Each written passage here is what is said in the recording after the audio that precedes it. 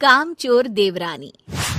एक बार की बात है, सुषमा अपने पूरे परिवार के साथ खुशी खुशी मोहन नगर में रहती थी। उसकी 2 बहुएं थी, पल्लवी और शिवानी। एक दिन दोनों बहुएं रसोई में काम कर रही होती है कि तभी उनकी सास सुषमा उन्हें बुलाती है। अरे बहू, जरा इधर तो आना। शिवानी, जरा जाकर देखना सासू माँ क्या कह रही हैं। दीदी आप ही देख लो ना जाकर, आपको भी तो सुनाई दे रहा है। अरे मैं आटा गूंद रही हूँ ना, तुम चली जाओ। हाँ तो मैं भी तो सब्जी काट रही हूँ ना दीदी। अरे बहू जल्दी आओ। ओह, ये तो जाएगी नहीं, मैं ही जाकर देखती हूँ कि क्या करना है। पल्लवी सुषमा के कमरे में जाती है। जी मम्मी जी, क्या हुआ? शाम को घर पर कुछ मेहमान आने वाले हैं, तो तुम अच्छा सा खाना बना लेना बहू। ठीक है मम्मी जी, आप बता दीजिए क्या क्या बनाना है और कितने लोग आ रहे हैं। सुनील की मौसी जी और उनका पूरा परिवार आ रहा है। कुल मिलाकर 3 लोग और हमें मिलाकर हुए 9 लोग। तो अभी से ही तैयारी करना शुरू कर दो। और हाँ, घर की सफाई भी कर देना, हाँ अच्छे से। जी मम्मी जी, सब काम हो जाएगा, आप चिंता मत कीजिए। पल्लवी शिवानी को घर में मेहमान आने वाले हैं इसके बारे में बताती है। क्या 9 लोगों का खाना बनाना होगा, घर की सफाई करनी है? बाप रे, सासू माँ ने तो हमें घर की नौकरानी ही समझ कर रखा है। ऐसा नहीं बोलते शिवानी, हम इस घर की बहू हैं और घर के काम करना हमारा फर्ज है। दीदी तो है ही सासू माँ की चमची, जब देखो सासू माँ सासू माँ। मैं तो इतना सारा काम नहीं करने वाली। शिवानी कपड़े लेकर गमला साफ कर रही होती है और चक्कर आने का नाटक करने लगती है।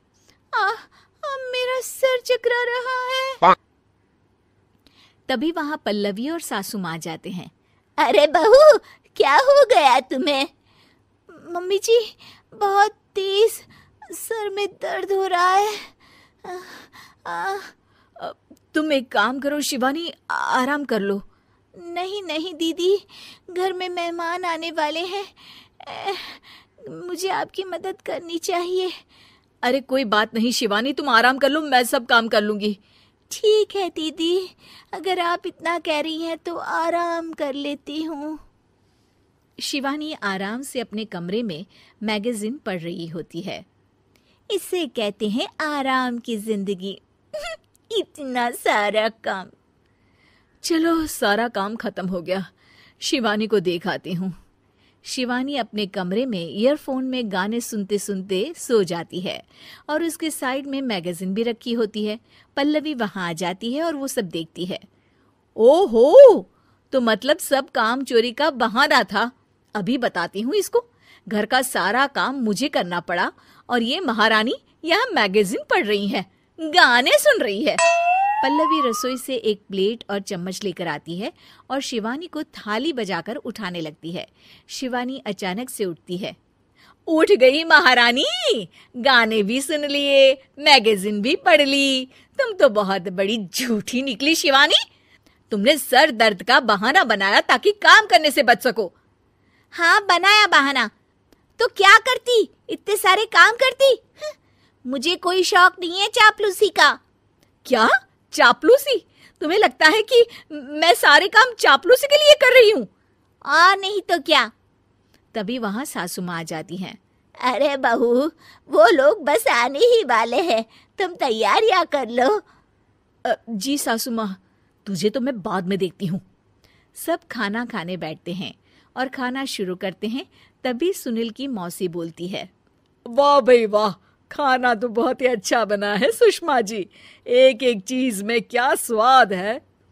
ये सुनकर शिवानी मुंह बना लेती है। उसे अपनी जेठानी की इतनी तारीफ रास नहीं आती। आपकी बहुएं तो बहुत ही अच्छा खाना बनाती हैं।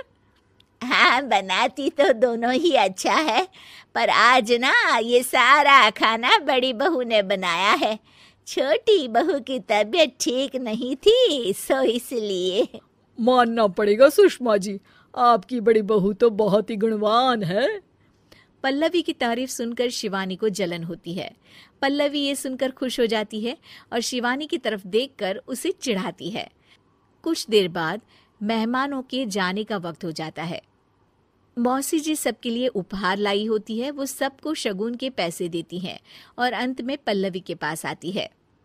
तुम्हारे लिए शगुन का लिफाफा तो है ही, पर बहू तुम्हें एक और उपहार भी मिलेगा इतना अच्छा खाना बनाने के लिए।